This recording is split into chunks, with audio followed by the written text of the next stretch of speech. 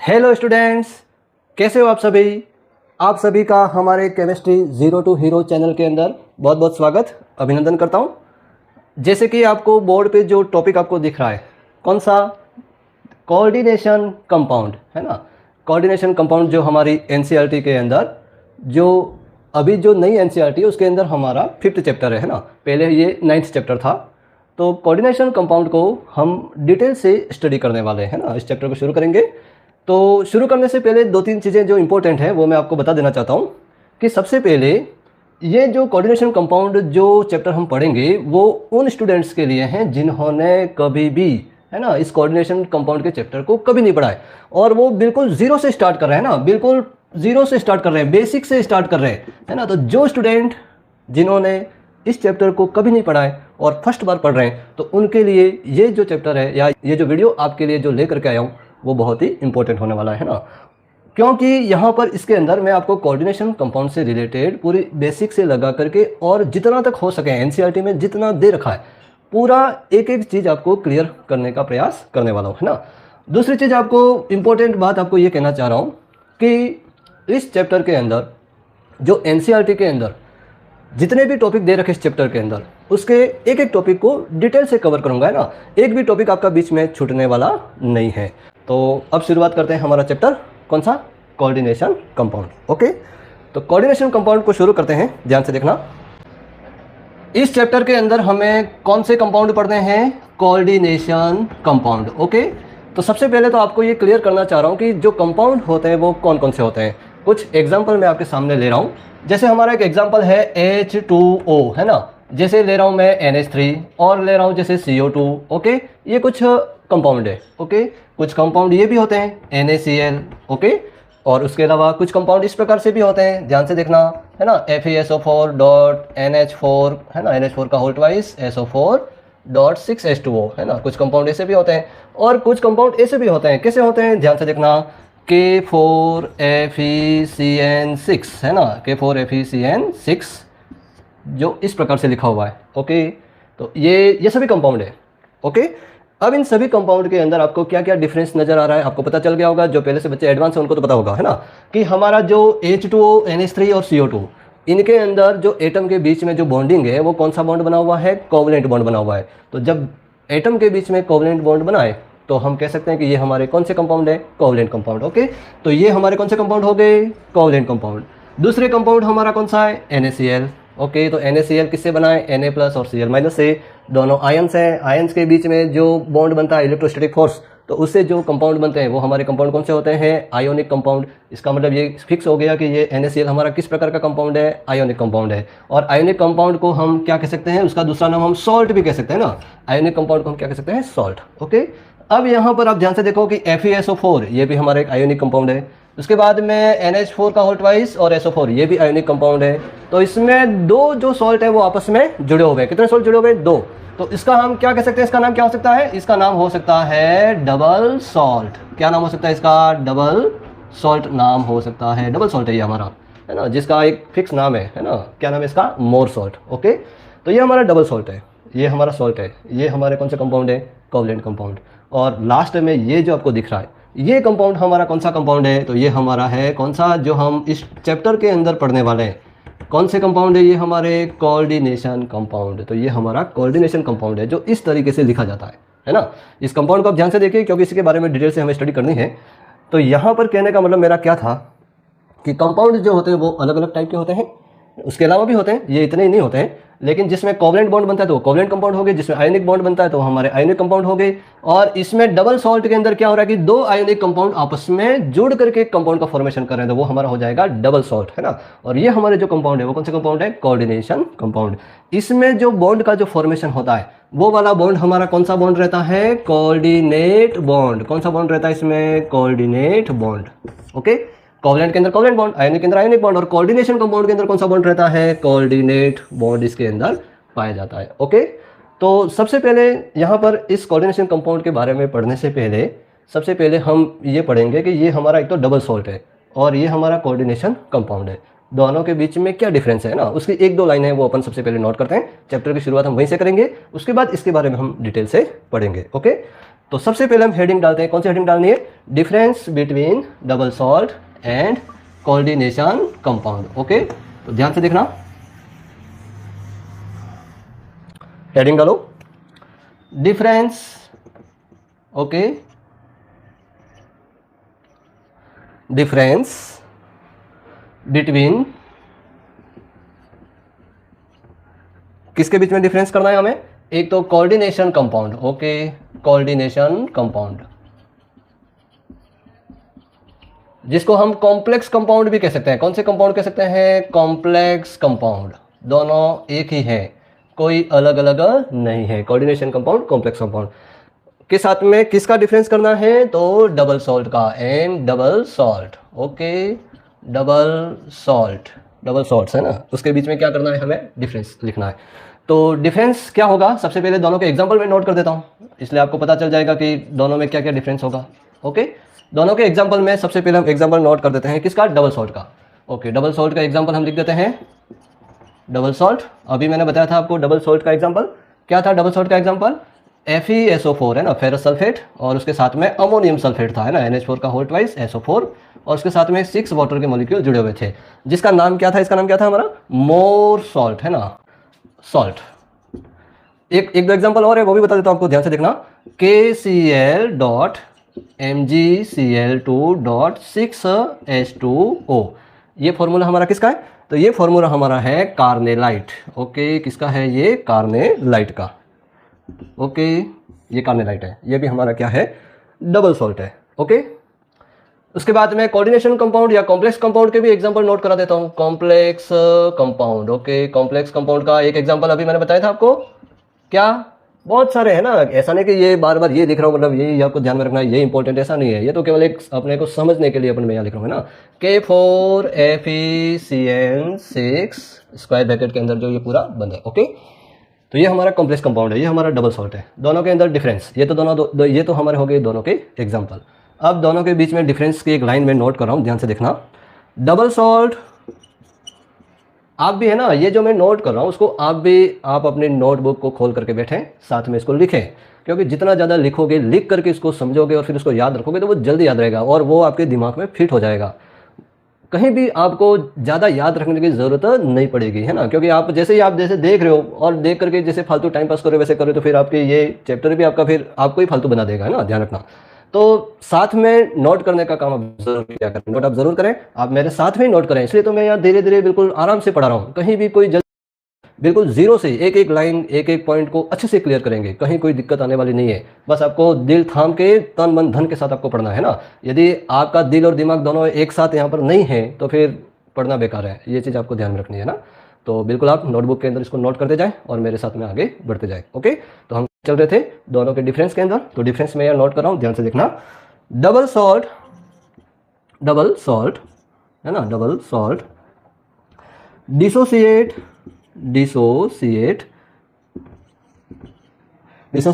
completely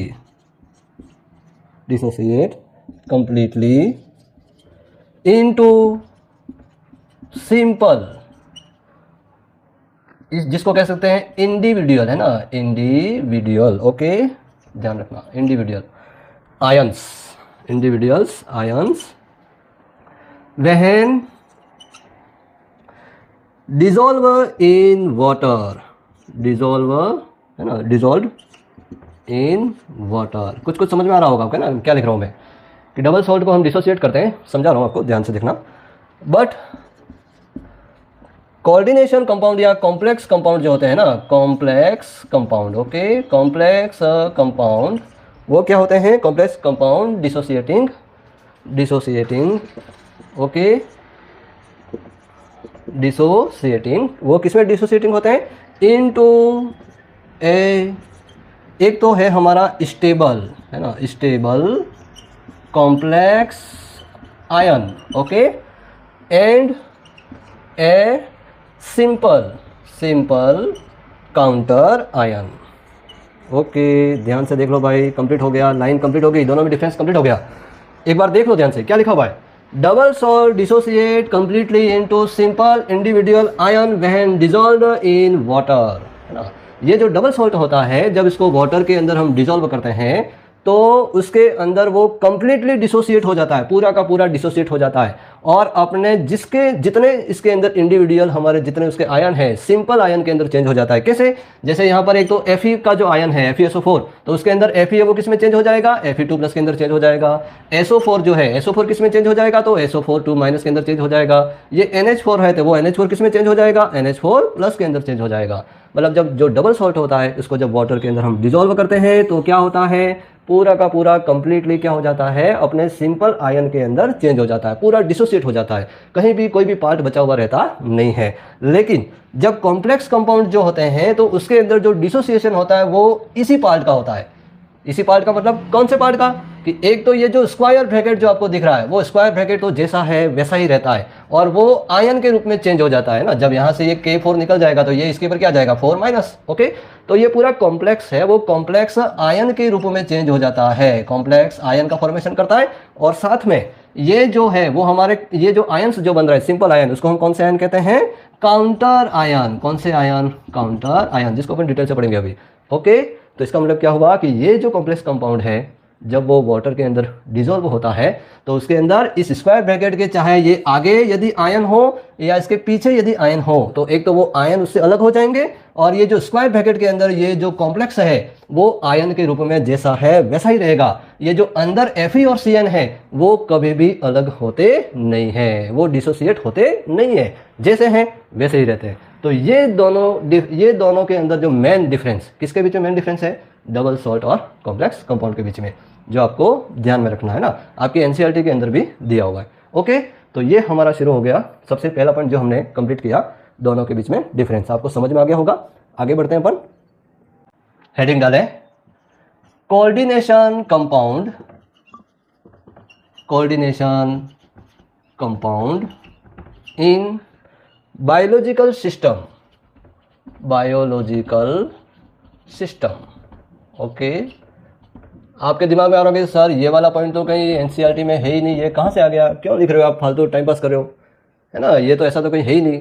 तो ऐसा नहीं है ना, जो आपकी जो चैप्टर शुरू हो रहा है और शुरुआत के अंदर जो फर्स्ट जो पैराग्राफ दिया हुआ है उसके अंदर आपको जो कोऑर्डिनेशन जो कंपाउंड है उसका यूज़ है ना, कहाँ कहाँ पर इनका यूज़ होता है। वैसे बहुत सी जगह पर उसका यूज़ होता है, लेकिन जो हमारा बायोलॉजिकल सिस्टम होता है, बायोलॉजिकल सिस्टम के अंदर कौन कौन आते हैं? जैसे जो ट्री होते हैं, जो एनिमल होते हैं, जिसमें हम भी आ गए, हम किसके पार्ट हैं? बायोलॉजिकल सिस्टम के पार्ट हैं।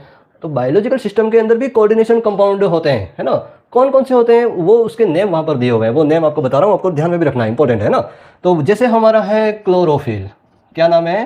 क्लोरोफिल। ओके, क्लोरोफिल ध्यान से देखना, क्लोरोफिल, क्लोरोफिल। उसके बाद में जैसे हमारा हीमोग्लोबिन, क्या होता है? हीमोग्लोबिन। कहाँ होता है हीमोग्लोबिन? किसी को पता है क्या है? हीमोग्लोबिन। ओके, उसके बाद में जो विटामिन होते हैं हमारी बॉडी के अंदर, विटामिन भी होते हैं कि नहीं? विटामिन होते हैं ना। ओके, तो क्लोरोफिल कहाँ होता है? जो ट्री होते हैं उनके जो लीव्स होते हैं, और वो क्लोरोफिल की वजह से जो लीव्स होते हैं वो क्या करते हैं? वो कि हमें ग्रीन दिखाई देती है, और साथ में उनके अंदर क्या होता है? ये क्लोरोफिल क्या करता है लीव्स के अंदर? फोटोसिंथेसिस। ओके, तो क्लोरोफिल भी हमारा एक कौन सा कंपाउंड है? कोऑर्डिनेशन कंपाउंड है। क्लोरोफिल कौन सा कंपाउंड है? कोऑर्डिनेशन। ये सभी कोऑर्डिनेशन कंपाउंड है। ओके, और उस क्लोरोफिल के अंदर जो कोऑर्डिनेशन कंपाउंड के अंदर एक जो मेटल होता है, वो मेटल कौन सा होता है? ऐसा एग्जाम में पूछा जाता है। तो क्लोरोफिल के अंदर जो सेंट्रल जो मेटल होता है वो हमारा होता है Mg। कौन सा होता है? मैग्नीशियम। उसके बाद में जो हीमोग्लोबिन होता है, हीमोग्लोबिन कहाँ पर होता है? हमारे ब्लड के अंदर। हमारे ब्लड में हीमोग्लोबिन जो ऑक्सीजन होती है उसको पूरी बॉडी के अंदर क्या करता है? उसको रोटेट कराता है, उसको जहाँ पे ऑक्सीजन की आवश्यकता है वहाँ पर उसको पहुँचाता है। ओके, तो हीमोग्लोबिन के अंदर जो हीमोग्लोबिन हमारा कोऑर्डिनेशन कंपाउंड है, और उसके अंदर जो सेंट्रल जो मेटल आयन जो होता है वो हमारा कौन सा होता है? Fe मतलब आयरन। Okay, ferrous. उसके बाद में विटामिन, बहुत सारे विटामिन जो कोऑर्डिनेशन कंपाउंड से मिलकर बनते हैं, उसमें से एक मेन विटामिन जो आपको ध्यान में रखना है, विटामिन B12। ओके, तो विटामिन B12 के अंदर जो हमारा जो कोऑर्डिनेशन कंपाउंड है उसके अंदर एक जो मेटल जो आयन होता है वो मेटल आयन हमारा कौन सा होता है? कोबाल्ट। कौन सा आयन होता है? कोबाल्ट। तो ये बायोलॉजिकल सिस्टम के अंदर क्लोरोफिल, हीमोग्लोबिन, विटामिन B12, इन सब के अंदर हमारे कोऑर्डिनेशन कंपाउंड होते हैं, और उनके अंदर जो मेटल आयन होते हैं, कौन से मेटल आयन होते हैं वो भी आपको ध्यान में होने चाहिए। ओके, एक छोटा सा टॉपिक था जो मैंने आपको बताया। ओके, अब आगे बढ़ रहे हैं हम, हमारा जो कोऑर्डिनेशन जो कंपाउंड है उनके structure. Okay, structure of coordination compound, structure है ना, structure of coordination compound. Coordination compound के अंदर क्या क्या होता है, यहीं से हमारी पूरी मेन जो टॉपिक इस चैप्टर का जो हमें जहाँ से स्टार्ट करना है, जहाँ से जो समझना आवश्यक है, जो इंपॉर्टेंट बात है वो यहीं से स्टार्ट हो रही है। ओके, तो structure of coordination compound. Okay, coordination compound का स्ट्रक्चर क्या क्या होता है, कैसा होता है, उसको हम अभी डिटेल से समझने वाले हैं, ध्यान से देखना। ओके, तो एक एग्जांपल मैं आपके सामने लिख रहा हूँ, ध्यान से देखना, वही एग्जांपल ले रहा हूँ, कोई प्रॉब्लम जैसी बात नहीं है। K4Fe, उसके बाद में ये छोटा ब्रैकेट है ना, स्मॉल ब्रैकेट, Cn, और Cn है वो कितना है, 6 है, ये स्क्वायर ब्रैकेट है और ये स्मॉल ब्रैकेट है। ओके ओके, स्क्वायर ब्रैकेट के अंदर ये बंद जो हमारी एंटिटी है। ओके, तो ये हमारा एक कोऑर्डिनेशन कंपाउंड है।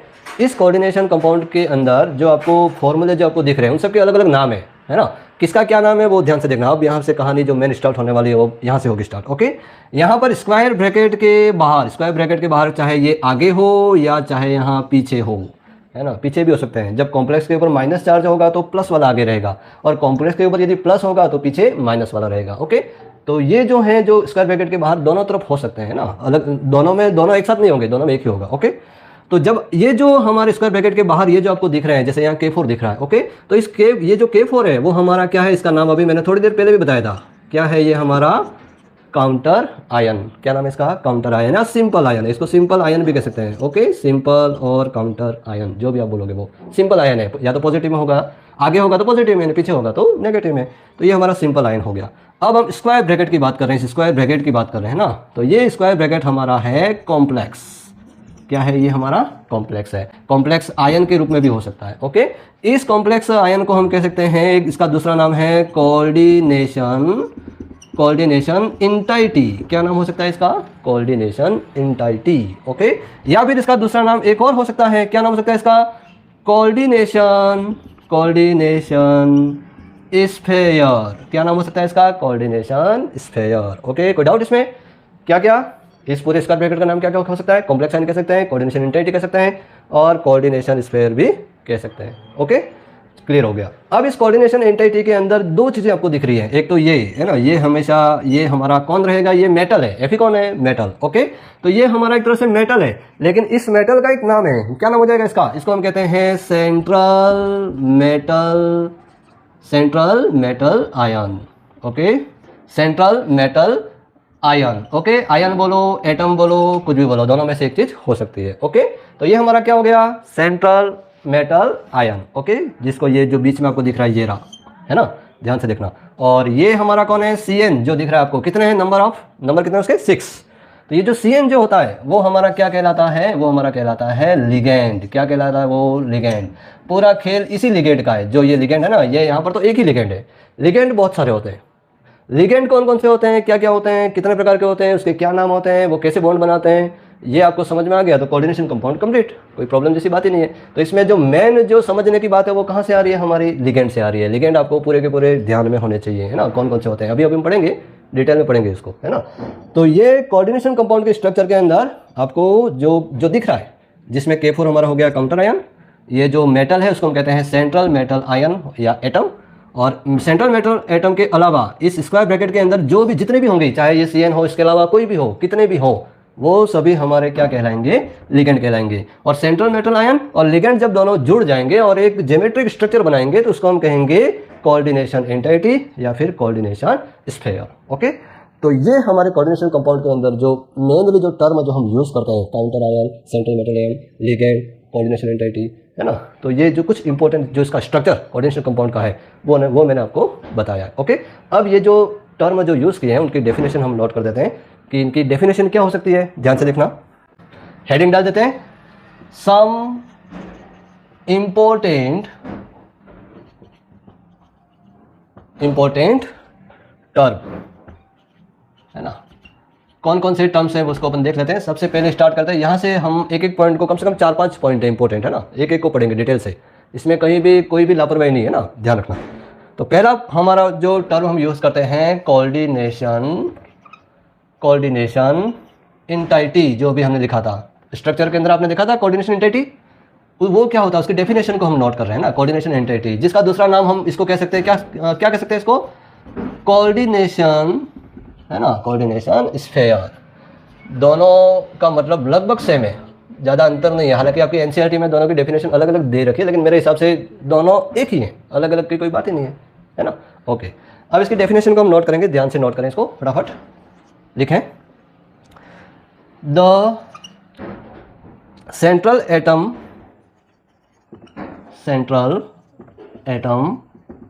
Ion and ligand, central metal ion and ligand attached, है ना, attached to it are enclosed in square bracket, है ना, square bracket, okay, square bracket, okay, is collectively, है ना, collectively termed as coordination entity, है ना, coordination entity, या जिसको हम क्या कह सकते हैं, कोऑर्डिनेशन स्फीयर। ओके, कोई डाउट इसमें? क्या डेफिनेशन है कि जो कोऑर्डिनेशन कंपाउंड होता है उसके अंदर एक तो सेंट्रल मेटल एटम होता है और जो लिगेंड होता है, दोनों आपस में जुड़ करके जो स्क्वायर ब्रैकेट के अंदर जो फॉर्मूला हमने नोट किया था, है ना, स्क्वायर ब्रैकेट के अंदर तो सेंट्रल मेटल एटम और लिगेंड दोनों जुड़ करके ये जो स्क्वायर ब्रैकेट के अंदर जो पूरी एंटिटी, पूरा जो कंपाउंड जो होता है, इसको हम क्या कहते हैं, कोऑर्डिनेशन एंटिटी या कोऑर्डिनेशन स्फीयर। ओके, तो ये तो हो गया हमारा कोऑर्डिनेशन एंटिटी स्फीयर की डेफिनेशन। उसके बाद में सेकंड डेफिनेशन हम नोट करते हैं, इस कोऑर्डिनेशन एंटिटी के अंदर कौन कौन होता है, पहले उसी को बारे में पढ़ लेते हैं। कौन कौन होता है? तो एक तो होता है सेंट्रल मेटल आयन, है ना, सेंट्रल मेटल एटम, जिसको हम क्या कहते हैं, आयन। ओके, इसकी डेफिनेशन को नोट करेंगे, आपको पता ही है कहाँ होता है वो, है ना। तो डेफिनेशन नोट करें, इन ए कोऑर्डिनेशन एंटिटी, जो स्क्वायर ब्रैकेट के अंदर है ना, जैसे ये मैंने यहाँ लिखा था FeCN6, ओके, तो इसके अंदर ये Fe सेंट्रल मेटल एटम, है ना। तो in a coordination entity the atom मतलब ये जो बीच वाला एटम या फिर ion, to which a fixed, है ना, फिक्स्ड नंबर ऑफ आयंस, है ना, जिसको हम कह सकते हैं groups. Okay, ions groups are bound in a definite geometry, है ना, geometrical arrangement, definite geometrical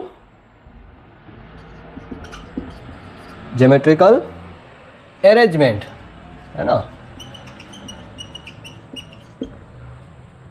around it is called a central, है ना, सेंट्रल मेटल एटम, है ना, या आयन। ओके, तो ये जो यहाँ पर डेफिनेशन लिखी है इसको एक बार मैं क्लियर कर रहा हूँ, ध्यान से देख लेना। इन ए कोऑर्डिनेशन एंटिटी, इस कोऑर्डिनेशन एंटिटी के अंदर द एटम और आयन, ये जो एटम और ये जो आयन है, to which fixed number of ions, ये फिक्स्ड नंबर ऑफ आयन, जैसे इसके 6 नंबर है ना, तो फिक्स्ड नंबर ऑफ ये या तो आयन हो या चाहे ग्रुप हो, उसके द्वारा बाउंड रहते हैं, इसके द्वारा घिरे रहते हैं, किसके द्वारा, ये जो ग्रुप्स है और ये जो आयन है उनके द्वारा, इन डिफाइनाइट ज्योमेट्रिकल अरेंजमेंट। जैसे यहाँ पर ये 6 है तो यहाँ पर ये ऑक्टाहेड्रल स्ट्रक्चर के अंदर रहता है ना, ज्योमेट्रिकल के अंदर, तो डिफाइनाइट ज्योमेट्रिकल अरेंजमेंट के अंदर ये जो ग्रुप्स होते हैं वो इस सेंट्रल मेटल, ये जो आयन है, उस आयन को चारों ओर से घेर करके रखते हैं या उसके साथ में बाउंडेड रहते हैं। तो ये जो एटम है उस एटम को हम क्या कहते हैं, सेंट्रल मेटल एटम, है ना, या आयन। ओके, तो ये हमारा क्लियर हो गया कि सेंट्रल मेटल एटम हमारे क्या होते हैं, ये क्लियर हो गया। ओके, उसके बाद में हम नेक्स्ट स्टार्ट कर रहे हैं सेंट्रल मेटल एटम के साथ में, और कौन था तीसरा, थर्ड हमारा कौन था, लिगेंड। कौन था, लिगेंड। ओके, तो अब लिगेंड क्या होते हैं उसकी डेफिनेशन नोट करें आप ध्यान से। द आयंस या तो आयंस या मॉलिक्यूल्स, ओके, या ग्रुप्स, जो भी बोलो आप, कोई दिक्कत जैसी बात नहीं है। मॉलिक्यूल, आयंस, मॉलिक्यूल बाउंड, ये किसके द्वारा बाउंड रहते हैं, आयन मॉलिक्यूल किसके द्वारा, किससे बाउंड रहते हैं, बाउंड टू द सेंट्रल, है ना, सेंट्रल मेटल एटम या आयन। तो लिगेंड लिगेंड है वो किससे जुड़े रहते हैं? सेंट्रल मेटल आयन से। तो ion or molecule bound to the central metal atom या ion in the coordination entity, in the coordination entity, okay, are called, जिसको हम क्या कह सकते हैं? Are called ligand, okay. कोई दिक्कत? तो लिगेंड जो होते हैं वो किसके द्वारा जुड़े रहते हैं? किससे जुड़े रहते हैं? सेंट्रल मेटल एटम से, ओके। कोई डाउट इसमें? यहाँ तक कोई प्रॉब्लम? बढ़े आगे? चलो, अब यहाँ पर जब लिगेंड शुरू कर दिया है तो हम लिगेंड को डिटेल से पढ़ेंगे। कौन से लिगेंड होते हैं, उसके क्या नाम होते हैं, लिगेंड के कौन कौन से टाइप होते हैं, क्योंकि यही इंपॉर्टेंट है ना, यही आपको याद रखना है। क्योंकि ये याद होगा तो आपका कोऑर्डिनेशन कंपाउंड बिल्कुल इजी, कहीं कोई समस्या नहीं आने वाली है ना। तो अपन स्टार्ट कर रहे हैं, क्या स्टार्ट करेंगे? Ligand, okay. लिगेंड के बारे में डिटेल से हम पढ़ने वाले हैं, है ना। लिगेंड कौन कौन से होते हैं, क्या क्या होते हैं, देखते हैं, पता चल जाएगा आपको भी। ज़्यादा लोड ले करके नहीं चलना है ना, बिल्कुल सिंपल है। ऐसा नहीं कि ये भी सर कैसे याद होगा ना, क्या होगा ना, कोई प्रॉब्लम जैसी बात नहीं है ना, बहुत ही ईजी है, कोई समस्या नहीं होगी, है ना। चलो, और बिल्कुल आपको अभी मेरे साथ इनको याद भी हो जाने चाहिए, ऐसा नहीं कि आपको याद नहीं हो, अभी के अभी आपको क्लियर हो जाने चाहिए, ओके। तो हम नोट कर देते हैं हमारा हेडिंग, टाइप्स, लिगेंड के अंदर ही पढ़ रहे हैं ना, types of ligand, okay, ligands, क्योंकि लिगेंड बहुत सारे होते हैं, टाइप्स ऑफ लिगेंड, ओके। तो सबसे पहले तो लिगेंड कौन कौन से होते हैं उसको मैं थोड़ा सा आपको बता देता हूँ। सबसे पहले हम लिगेंड बात कर रहे हैं, जैसे एक लिगेंड का नाम मैं नोट कर रहा हूँ H2O, ओके।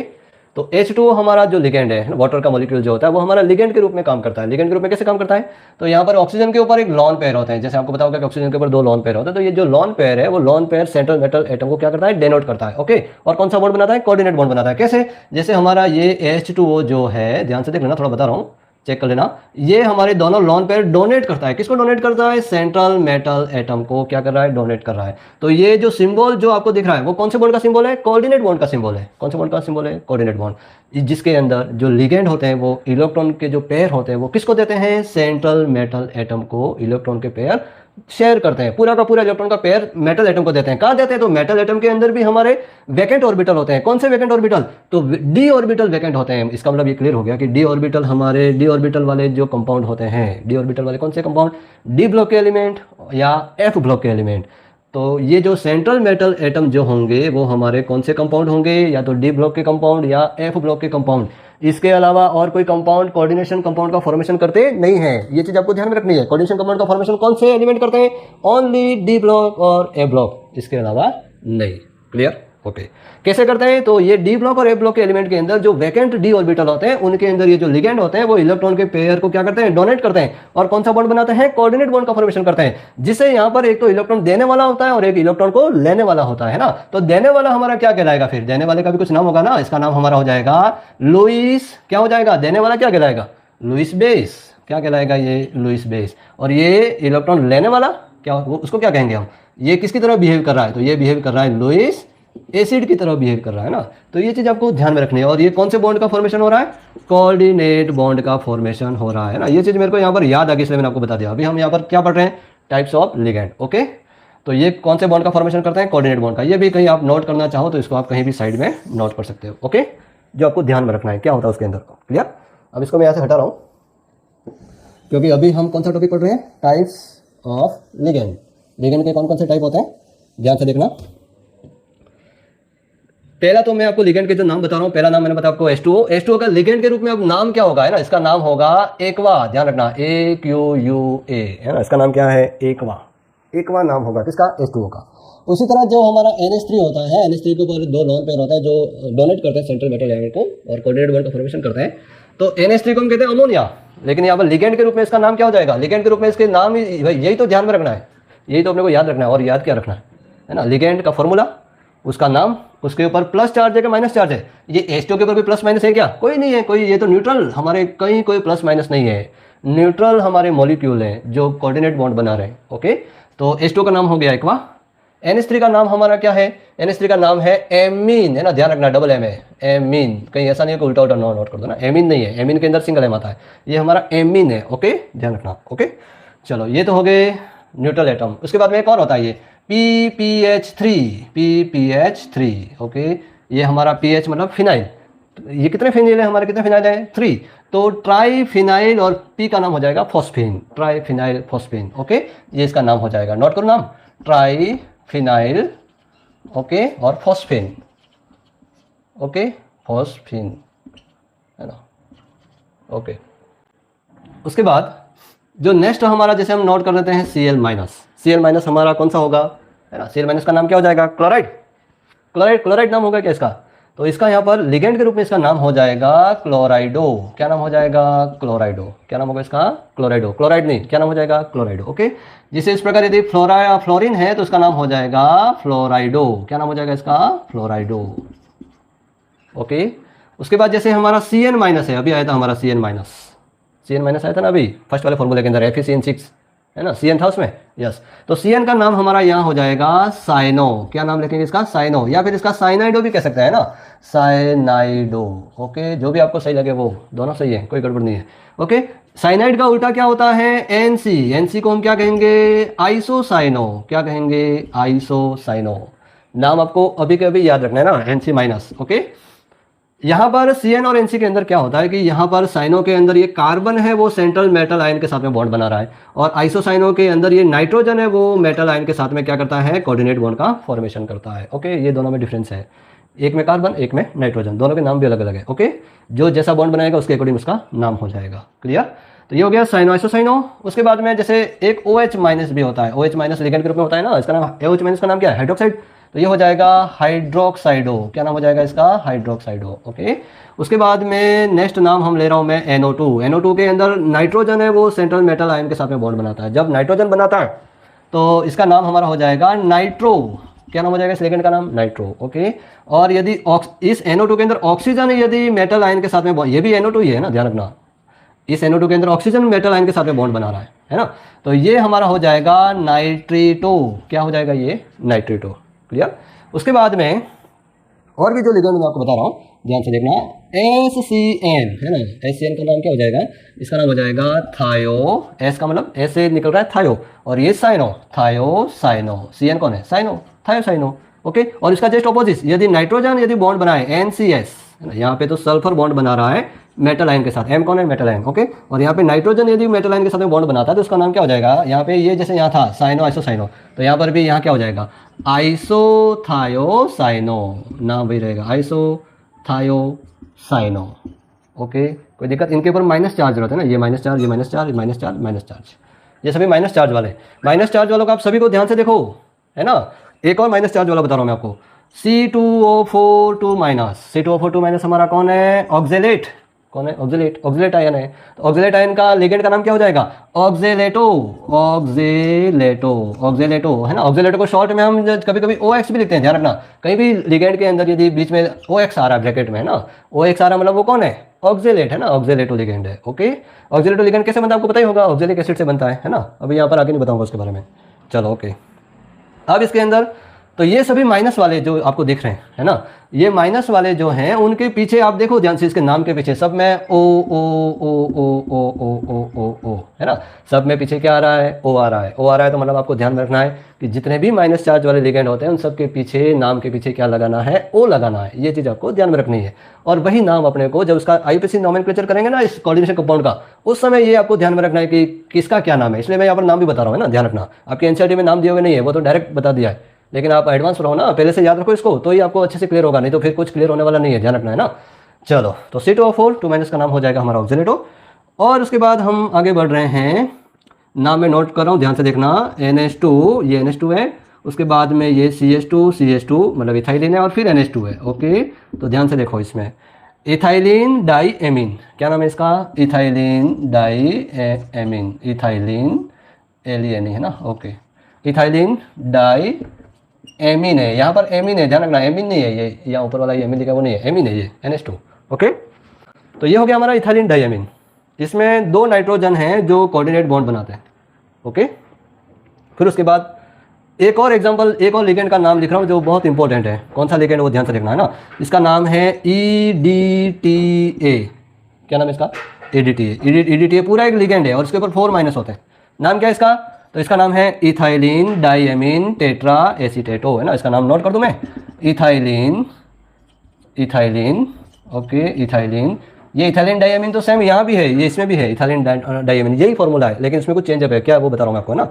तो इथाइलिन डाइएमीन, डाइएमीन, फिर उसके बाद में टी से आ जाएगा टेट्रा, क्या आ जाएगा, टेट्रा, और एसीटेटो, एसीटेटो, एसीटेटो, ओके, एसीटेट ग्रुप है 4। कैसे जुड़ते हैं ध्यान से देखना, एक बार बताता हूँ मैं। जैसे ये तो हो गया हमारा CH2, ये तो हो गया हमारा एथाइलिन, ओके।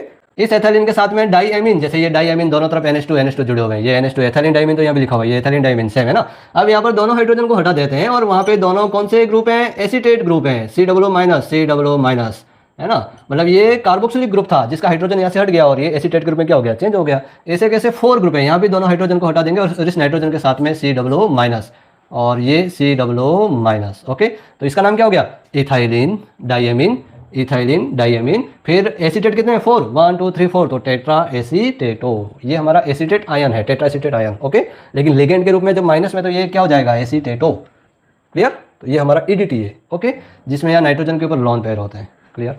तो ये सारे लिगेंड हैं जिसके फॉर्मूले, जिसके नेम और जिसके ऊपर जो चार्ज है, प्लस है कि माइनस है कि जीरो है कि कुछ भी नहीं है, क्या है, सब आपको ध्यान में रखना है, ओके। अब यहाँ पर अपन आगे बढ़ रहे हैं कि यहाँ पर टॉपिक हमारा कौन सा था, टाइप्स ऑफ लिगेंड। लिगेंड को अलग अलग टाइप के अंदर डिवाइड किया गया है।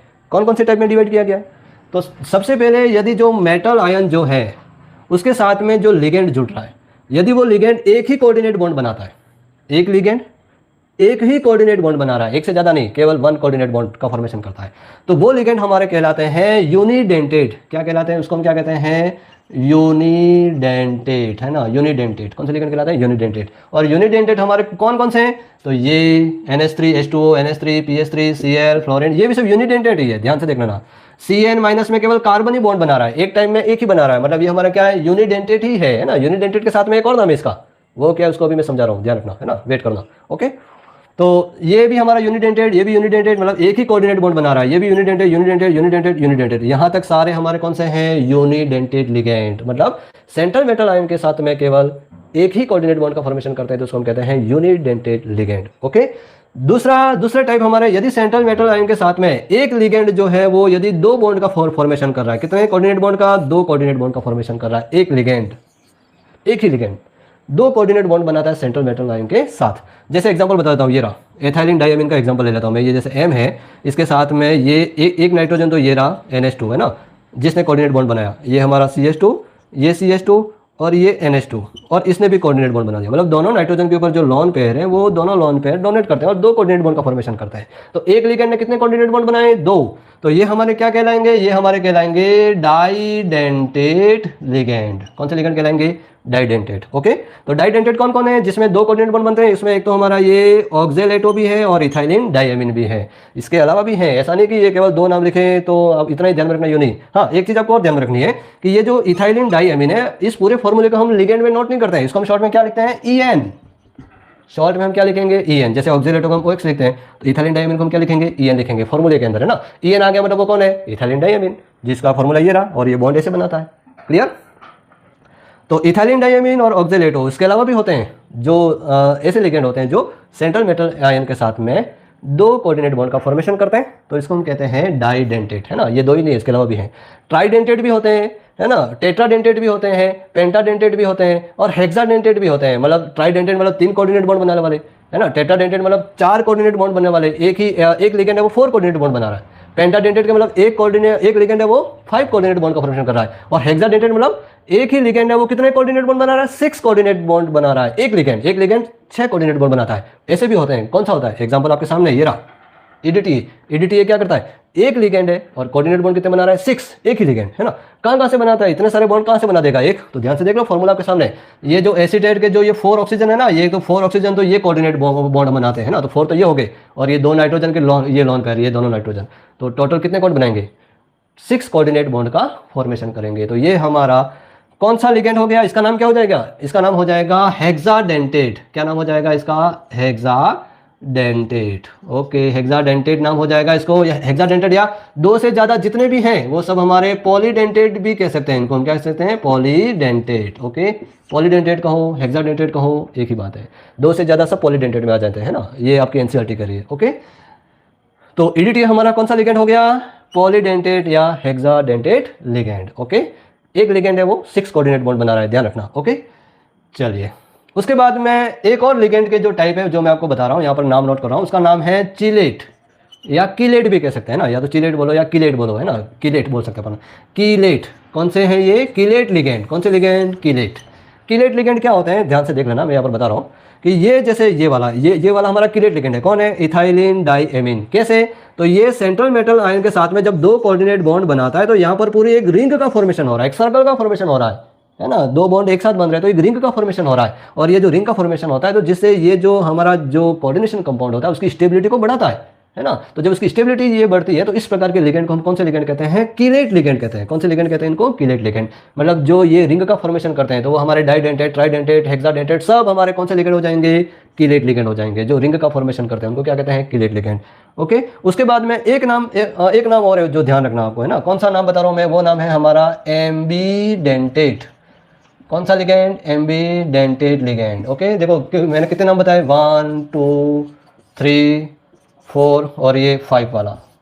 ये एम्बीडेंटेट लिगेंड क्या होते हैं, ध्यान रखना, है ना। एम्बीडेंटेट लिगेंड होते तो हमारे यूनिडेंटेट मतलब एक ही कोऑर्डिनेट बॉन्ड का फॉर्मेशन करेंगे और उसमें बॉन्ड बनाने वाले एटम दो हैं लेकिन दोनों में से एक ही कोऑर्डिनेट बॉन्ड बनाएगा, दोनों एक साथ नहीं बनाएंगे। जैसे इसमें दोनों एक साथ बना रहे हैं, इसमें जैसे ध्यान से देखो ये वाले, ये दोनों देखो, ये दोनों देखो, ये दोनों देखो, साइनो आइसोसाइनो, नाइट्रो नाइट्रिटो, थायोसाइनो और आइसोथायोसाइनो, है ना। क्या मतलब है इसका, तो यहाँ पर क्या हो रहा है, जैसे साइनो के अंदर कार्बन मेटल आयन के साथ में बॉन्ड बना रहा है, बॉन्ड कार्बन ही बना रहा है, नाइट्रोजन कार्बन दोनों एक साथ नहीं बना रहे हैं। ऐसे लिगेंड जिसके अंदर एक से ज्यादा कोऑर्डिनेट बॉन्ड बनते हैं लेकिन बनाता दोनों में एक ही है, या तो कार्बन बनाएगा या नाइट्रोजन बनाएगा। कार्बन बनाएगा तो उसको हम कहेंगे साइनो, नाइट्रोजन बनाएगा तो उसको हम कहेंगे आइसोसाइनो।